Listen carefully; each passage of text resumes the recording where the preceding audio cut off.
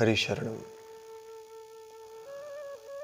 भक्तवांछा कल्पतरु भक्त वत्सल शरणागत वत्सल श्री भगवान श्री कृष्ण जी के साक्षात विग्रह शब्द में स्वरूप श्रीमद् भागवत महापुराण के चरणों में कोटि वंदन करते हुए, कोटि नमन करते हुए तथा श्री गणेश जी, श्री हनुमान जी,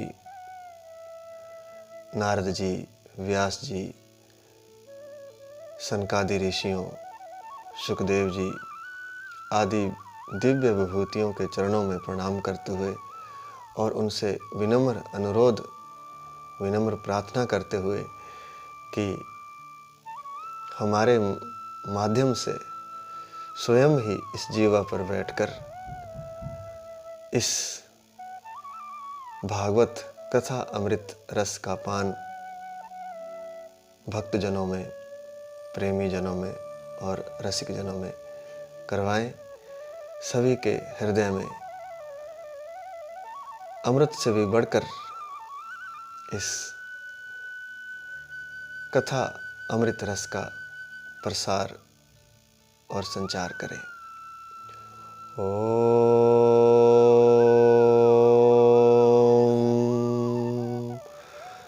ओम नमो भगवते वासुदेवाय। कृष्णं नारायणं वन्दे, कृष्णं वन्दे व्रजप्रियं, कृष्णं द्वैपायनं वन्दे, कृष्णं वन्दे प्रथासुतं। पहला अध्याय देवऋषि नारद की भक्ति से भेंट। सच्चिदानंद रूपाय विश्वोत्पत्त्यादि हेतवे तापत्रय विनाशाय श्रीकृष्णाय वयं नुमः, श्रीकृष्णाय वयं नुमः।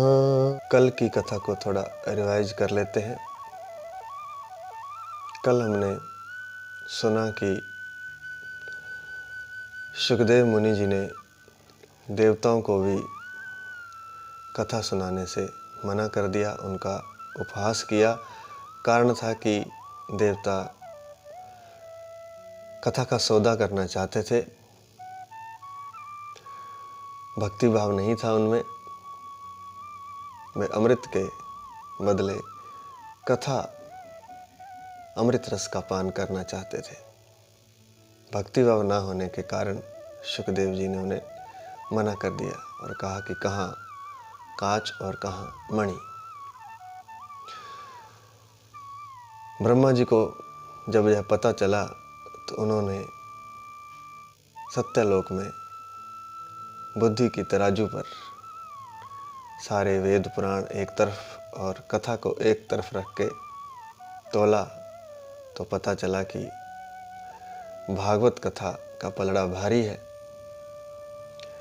इसी से उन्होंने कलयुग में इस भागवत कथा को ही मुक्ति प्रदान करने वाला घोषित किया। मैं नीरे भगवत रूपम शास्त्रम भागवतम कलो पठनात् श्रवणात् सद्यो वैकुंठ फलदायकम। सद्यो वैकुंठ फलदायकम। तुरंत ही इस कथा को पढ़ने सुनने से उन्होंने कहा कि इस कथा के पढ़ने सुनने से तुरंत ही वैकुंठ धाम की प्राप्ति होती है। ऐसा ब्रह्मा जी ने निश्चित किया भागवत कथा के महत्व को देखते हुए। चूंकि यह कथा ब्रह्मा जी ने ही नारद जी को सुनाई थी, लेकिन सनकादि ऋषियों ने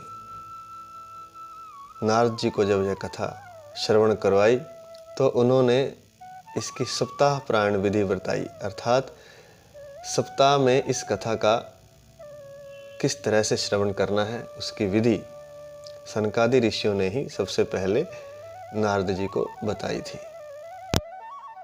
22वें श्लोक तक हो चुका है। अब 22वें श्लोक से आगे चलते हैं। जी ने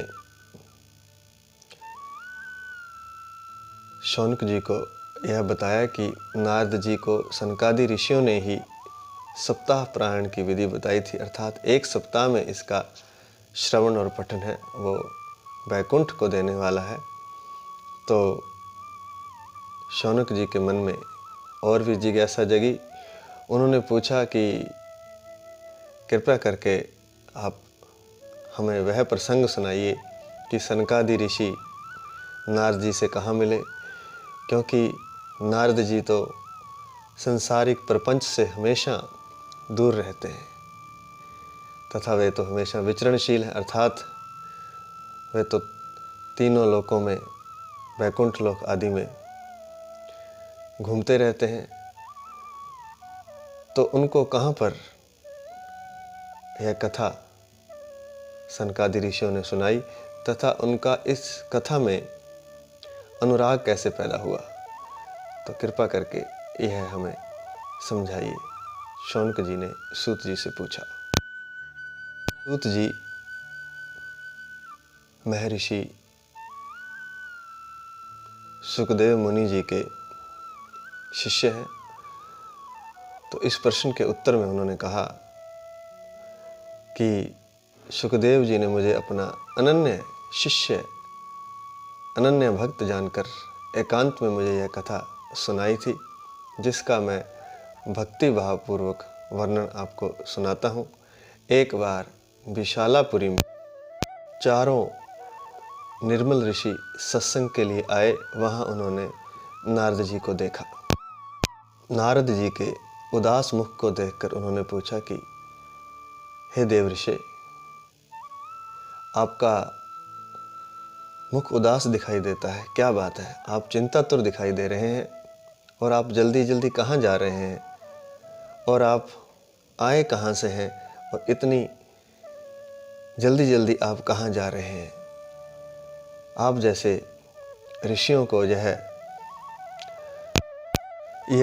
व्यग्रता अच्छी नहीं लगती। आप तो आसक्ति रहित ऋषि हैं। आप तो ऐसे दिखाई दे रहे हैं जैसे किसी व्यक्ति का धन लुट गया हो और वह चिंतातुर हो गया हो। नारद जी कहने लगे कि मैं तो सर्वोत्तर लोक समझकर, सबसे उत्तम लोक समझकर पृथ्वी का भ्रमण करने आया था, परंतु मैं कई जगह गया, प्रयाग भी गया, काशी गया, गोदावरी गया, हरिद्वार, कुरुक्षेत्र, सेतुबंध आदि कई स्थानों पर मैंने विचरण किया, परंतु मुझे कहीं पर भी शांति नहीं मिली। सब जगह अधर्म के सहायक कलयुग ने अपना डेरा डाल रखा है और पृथ्वी को बड़ा पीड़ित कर रखा है। कहने का तात्पर्य यह है कि कलयुग का प्रभाव सब जगह हो गया है। यहाँ तक कि जो तीर्थ हैं वहाँ पर भी कलयुग ने अपना प्रभाव जमा रखा है और मनुष्य सुखी नहीं है। मनुष्य इस कारण से दुखी है क्योंकि कलयुग ने अपना प्रभाव सब पर जमा रखा है और मनुष्य का मन शांत नहीं है। जी ने यहाँ पर कलयुग की दशा का और पृथ्वी की पीड़ा का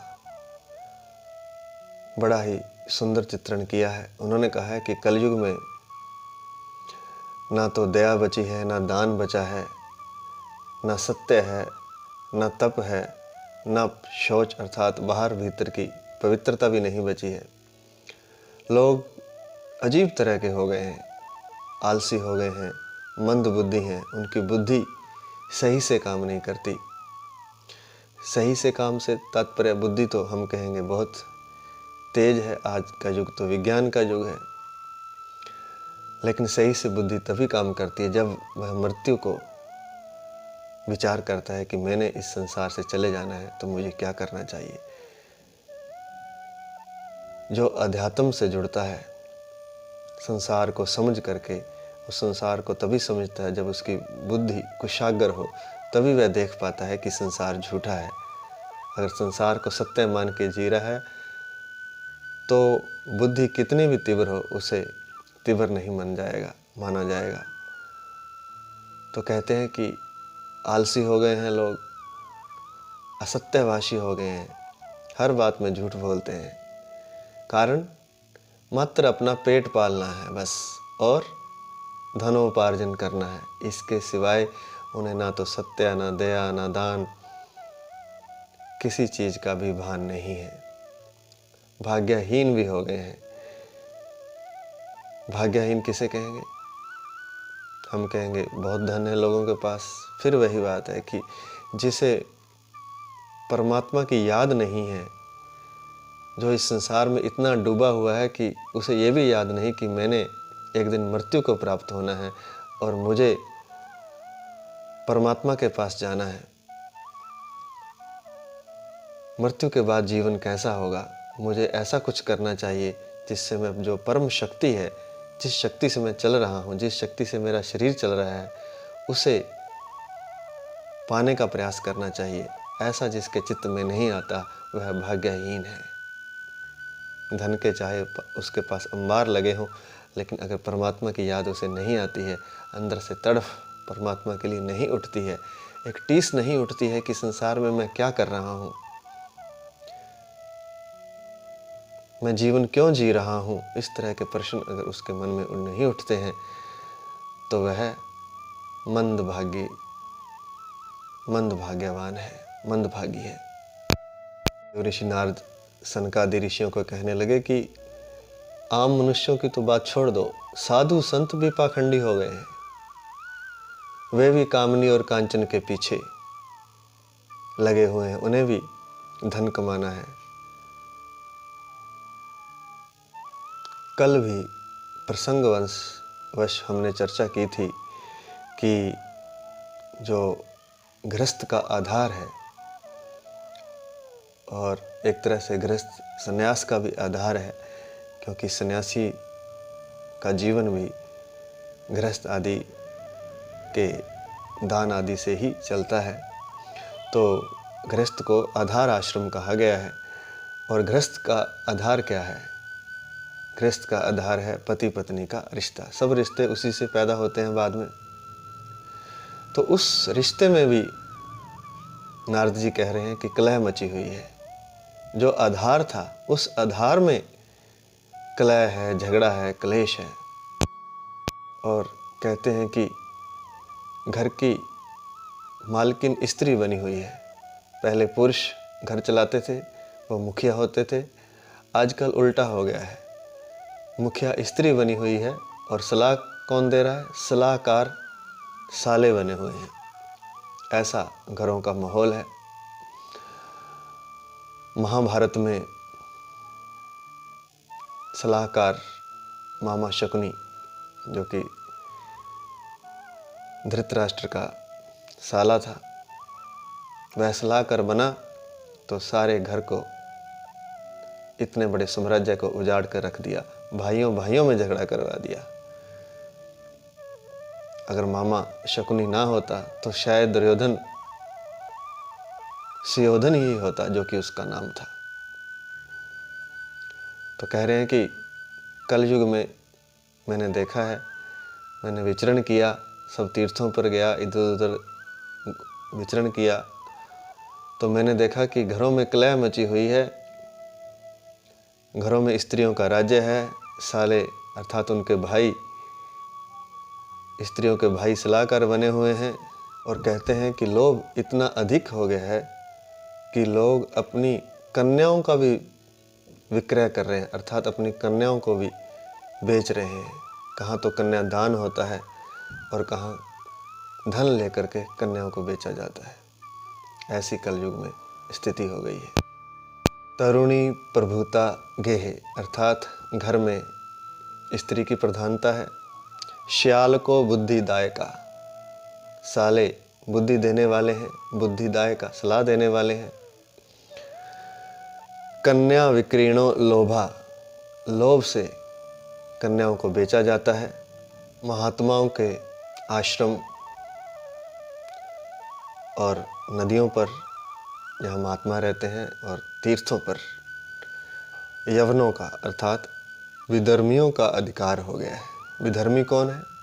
जो सनातन को नहीं मानता, जो इस देश का नहीं है, वह विधर्मी है। चाहे इस देश का भी हो, अगर वह सनातन को नहीं मानता तो भी वह विधर्मी है। जो परमात्मा को नहीं मानता वो विधर्मी है। तो ऐसी जगहों पर जहाँ परमात्मा के भक्त होने चाहिए थे, वहाँ पर भी विधर्मियों का अधिकार हो गया है। सारे बिजनेस, सारे व्यापार उन्होंने संभाल लिए हैं। फल बेचने वाला वो मिलेगा, घोड़े चलाने वाले वो मिलेंगे। जो छोटे छोटे काम तीर्थों के आसपास हैं वो सारे विधर्मियों ने संभाल रही हैं। तो वहाँ का वातावरण भी अशुद्ध हो गया है। केदारनाथ में सभी जानते हैं विधर्मियों का बोलबाला है। तो जो पवित्र जगहें थी वो भी पवित्र नहीं बची हैं। और तो और इन विधर्मियों ने कई देवालय भी नष्ट कर दिए हैं। अभी पिछले दिनों काशी से जो ब्राह्मणों के कुछ मंदिर थे वो भी नष्ट कर दिए गए, ऐसा समाचार सुनने में आया था। तो कहने का तात्पर्य है कि विधर्मियों ने देवालय भी नष्ट कर दिए और इन तीर्थों में, इन आश्रमों में, इन नदियों पर ना तो कोई साधु बचा है, ना सिद्ध बचा है, ना जोगी बचा है। योगी भी नहीं बचा। सबको कलयुग रूपी अग्नि ने भस्म कर दिया है। सभी देशवासी बाजारों में अन्न बेचने लगे हैं। अर्थात बस धन कमाना ही एक उद्देश्य रह गया है। किसी तरह पेट पालना है, किसी तरह धन कमाना है, किसी तरह जीवन चलाना है। दया, दान, तप आदि कुछ नहीं। और कहते हैं कि स्त्रियां अपनी देह बेचकर जीवन निर्वाह करने लगी हैं। और तो और ब्राह्मण भी धन लेकर वेद पढ़ाते हैं। पहले ब्राह्मण विद्या का दान करता था और दूसरों के दान पर उसका जीवन चलता था। जो कुछ कोई दे देता था, किसी से धन नहीं लेता था। लेकिन आज ब्राह्मण धन लेकर के विद्या दान कर रहे हैं, इसलिए विद्या का भी स्तर गिर गया है। स्त्रियों ने अपना शरीर बेचना शुरू कर दिया है जीवन निर्वाह के लिए। इतनी निकृष्ट स्थिति हो गई है कलयुग की। बड़ी हैरान कर देने वाली बात है कि यह ग्रंथ श्रीमद्भागवत शायद हजारों साल पहले ही लिखा गया। शायद तब कलयुग आया भी नहीं था। और कलयुग का ऐसा सटीक वर्णन है इसमें कि वो आज भी सही बैठता है, 100% सही बैठता है। और आगे भी, कलयुग तो अभी शुरू ही हुआ है, करीब 5000 साल हुए हैं, 4 लाख से ऊपर कलयुग की आयु है। तो आगे का वर्णन भी इसमें पूरा दिया गया है कि कलयुग में आगे क्या होगा। ऐसे अद्भुत सनातन ग्रंथ हैं, ऐसे अद्भुत सनातन ऋषि हैं जो त्रिकाल लग गया है, आने वाले हजारों साल को वो पहले देख लेते हैं। अद्भुत ऋषि थे, अद्भुत संत थे। ऐसा नहीं है कि आज बिल्कुल ही समाप्त हो गए हैं।